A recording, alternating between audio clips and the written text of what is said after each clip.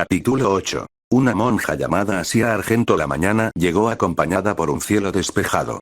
Por primera vez en varios días, Youdoisei sentía que todo volvía a una razonable normalidad. O al menos, a su versión de la normalidad. Issei se dio cuenta que el dolor de su brazo ha disminuido extrañamente y eso ya es decir mucho. Preparó el desayuno. Revisó que las goteras de la casa no hubieran empeorado durante la noche. Tomó su mochila. Y salió rumbo a la escuela. El barrio comenzaba a despertar. Tiendas abriendo. Vecinos barriendo las entradas. Niños caminando hacia la escuela. Todo parecía tranquilo. Hasta que un autobús se detuvo cerca de la parada principal. Y alguien descendió. Issei la vio de inmediato. No porque estuviera buscando a alguien. Sino porque era difícil no notarla. Una joven de cabello rubio claro. Ojos verdes. Rostro amable. Y vestida con ropa de monja. ¿Eh? Murmuró. Aquello era inusual. Muy inusual. La joven observó a su alrededor. Luego volvió a mirar un mapa. Después el mapa. Después la calle. Después el mapa nuevamente. Y poco a poco comenzó a parecer más confundida de cuando miró la primera vez. Issei reconoció a esa expresión. Era la misma que ponían los turistas extranjeros perdidos. O los estudiantes transferidos. O él mismo cuando intentaba entender instrucciones de ensamblaje. Finalmente decidió acercarse. Hola. Disculpe. La joven se sobresaltó ligeramente. Luego se giró.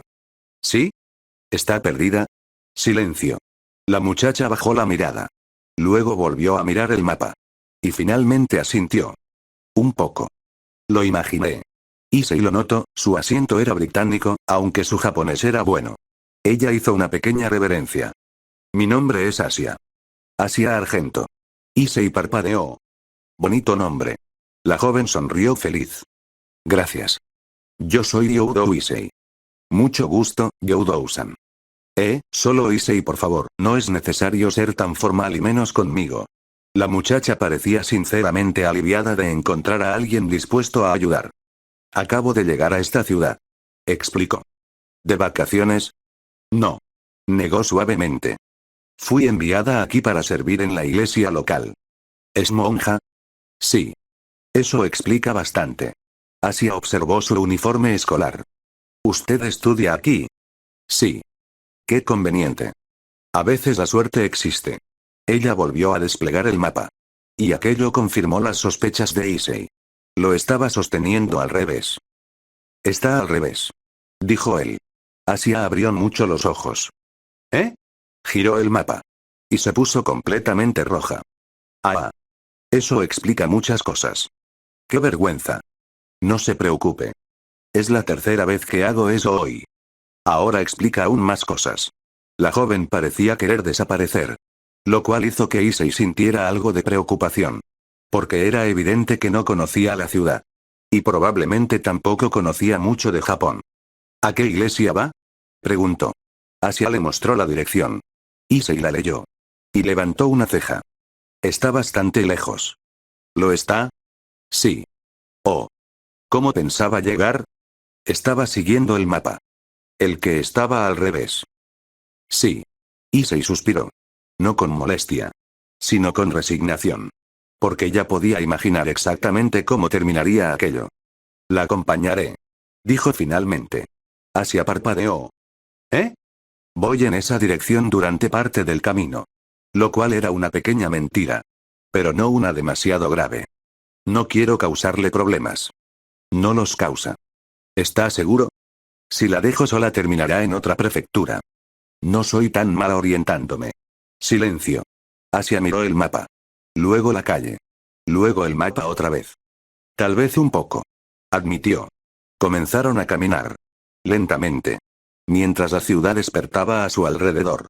Asia parecía observar todo con curiosidad. Los edificios. Las tiendas. Las bicicletas.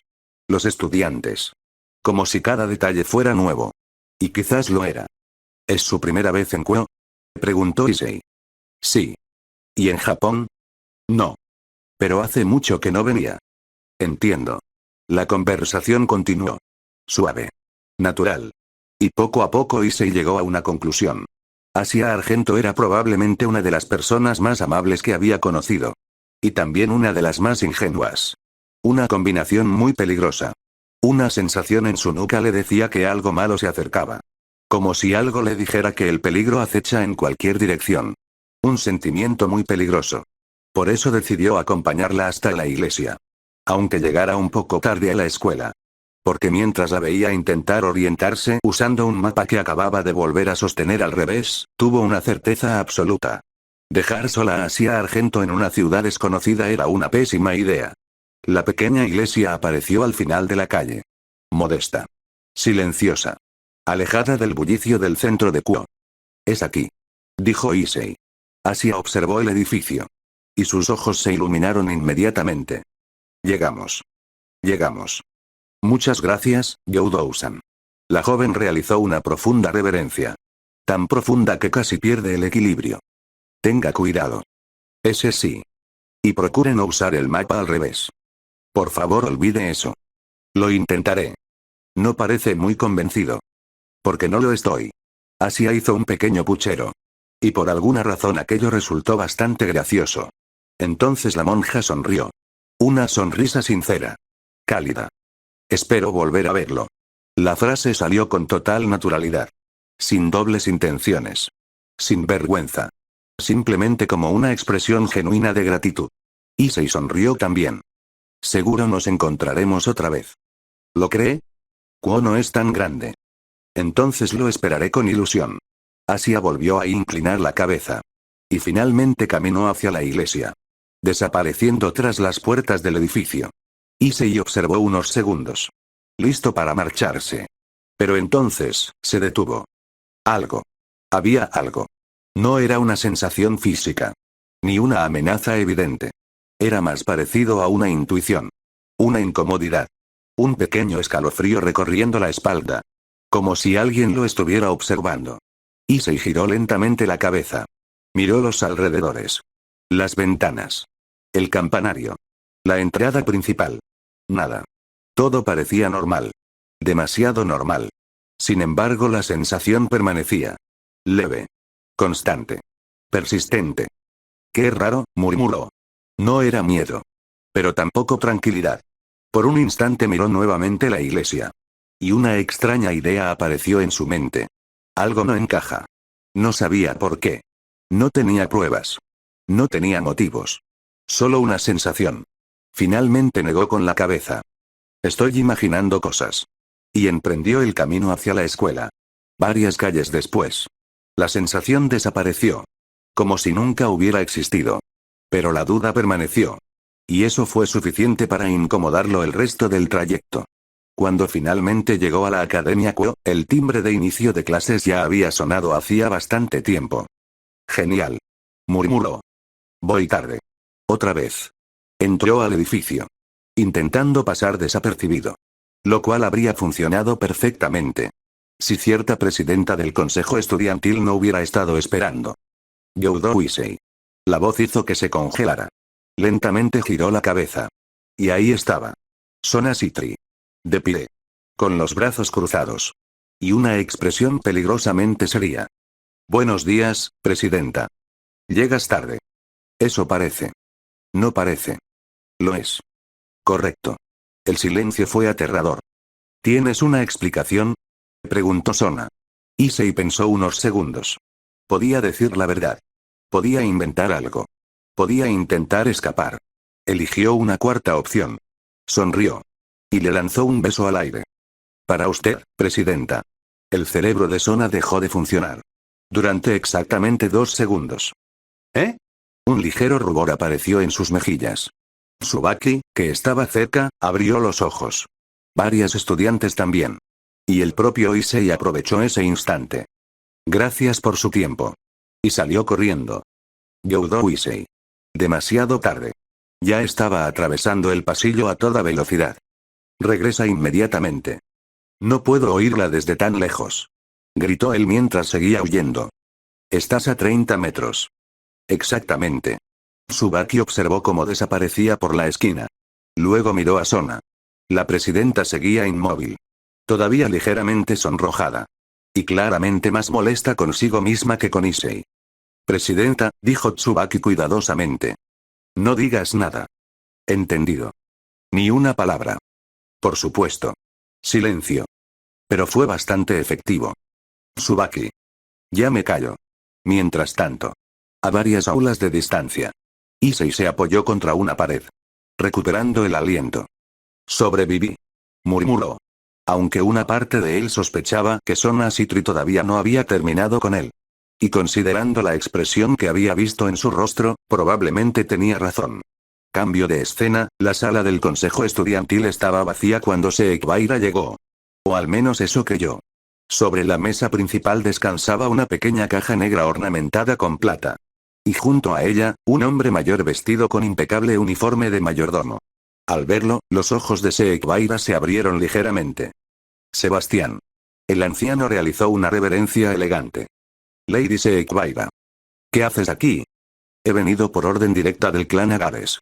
Su tono era tan profesional como siempre. Finalmente han terminado. Los ojos de Seikbaira descendieron hacia la caja. Y comprendió inmediatamente. Las Evil Pieces. Sus Evil Pieces. El sistema personalizado que había solicitado años atrás. Refinado. Ajustado. Perfeccionado para ella. Sebastián abrió la caja. En su interior descansaban las piezas. Brillando suavemente. Llenas de energía demoníaca. Esperando. Han sido optimizadas según sus especificaciones. Explicó. El proceso de refinamiento concluyó hace 3 días. Las pruebas fueron exitosas. Y ya están listas para su uso. Seikbaira extendió una mano. Tomando una de las piezas. La energía reaccionó de inmediato. Reconociéndola. Aceptándola. Debería haberse sentido satisfecha. Orgullosa. Feliz. En cambio, sintió un peso en el pecho. Porque las piezas estaban listas. Pero ella no. Sebastián notó el silencio. ¿Ocurre algo, my lady? Seikbaira observó las piezas. Peón. Caballo. Alfil. Torre.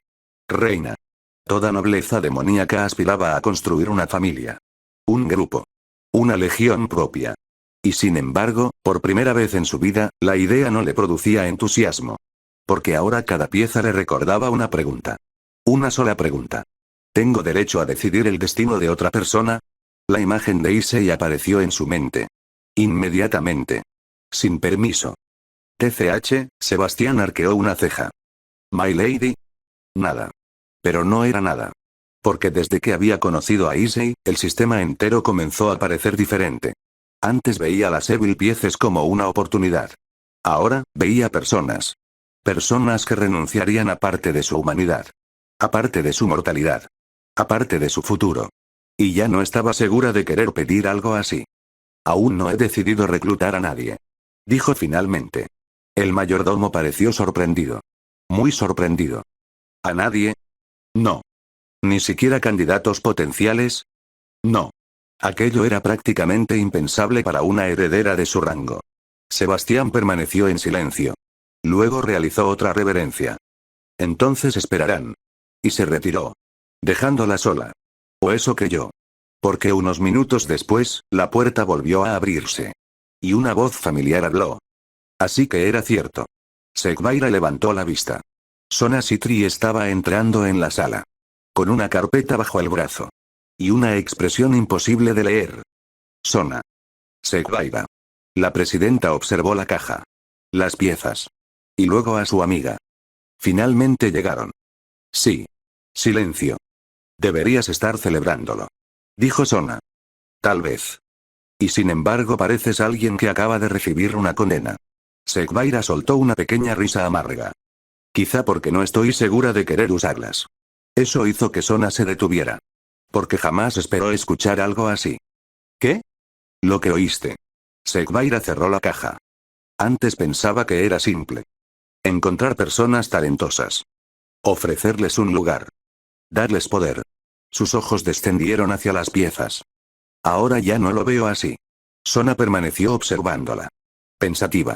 Y entonces dijo algo inesperado. Es por Issei. El silencio fue inmediato. Seikbaira giró la cabeza. ¿Qué? Es por Youdo Issei. No tiene nada que ver con él. Claro. No tiene nada que ver con él. Repitió ella. Sona ajustó sus lentes. Desde que lo conociste has cuestionado cada aspecto del sistema de reencarnación. Has discutido con Rías. Has discutido conmigo. Has cuestionado la inmortalidad. Has cuestionado el concepto de nobleza. Y ahora cuestionas las Evil Pieces. Cada palabra golpeó con precisión. Porque todas eran ciertas. No lo entiendes. Dijo Seekvaira finalmente. Entonces explícamelo. Silencio. Mucho silencio. Y por primera vez, Seekvaira encontró difícil responder. Porque la verdad era que ni ella misma entendía completamente qué estaba ocurriendo. Solo sabía una cosa. Antes de conocer a Youdowisei, las piezas de ajedrez le parecían herramientas. Ahora, cada una de ellas parecía representar una vida. Y eso cambiaba absolutamente todo. Sona observó a su amiga durante varios segundos. Y entonces dijo algo que hizo que Seekvaira se congelara. ¿Sabes? Mientras más te escucho hablar, más entiendo por qué Rías está interesada en él. Seekvaira sintió una punzada inmediata de irritación. ¿Interesada? Mucho. Y sinceramente, Sona cerró su carpeta. Yo también empiezo a entenderlo. Aquello fue peor. Mucho peor. Porque por primera vez, Seekvaira tuvo la desagradable sensación de que Rías y Sona estaban observando exactamente la misma estrella que ella. Y por alguna razón, eso le molestó muchísimo más de lo que estaba dispuesta a admitir. Amigos, una disculpa por lo corto que es este video, pensaba en combinar 2 capítulos, pero eso confundiría demasiado, así que decidí terminar el capítulo. Si les gustó como siempre, dejen un like, suscríbanse, comenten y compartan para el próximo capítulo. Sin nada más por añadir, cuídense.